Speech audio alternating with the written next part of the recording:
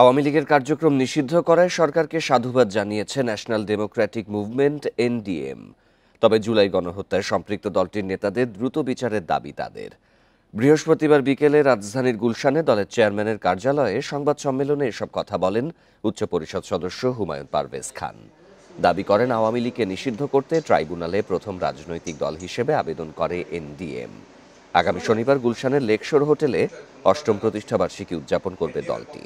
সেখানে বিএনপি সহ বিভিন্ন রাজনৈতিক দলের শীর্ষ নেতাদের আমন্ত্রণ জানানো হয়েছে। সেদিন জুলাই অভ্যুত্থানে আহতদের অর্থ সহায়তা দেবে এনডিএম।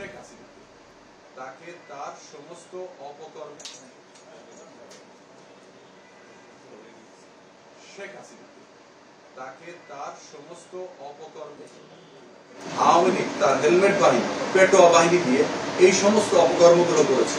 জুলাই আন্দোলনের যত শহীদ হয়েছে সমস্ত কিছু দায়ভার আওয়ামী লীগ। সুতরাং আওয়ামী লীগকে এই দেশে নিষিদ্ধ করতে হবে এবং তার যত অপকর্মের জন্য তার যে সমস্ত নেতাকর্মী দায়ী তাদের কঠোর শাস্তির ব্যবস্থা করতে হবে।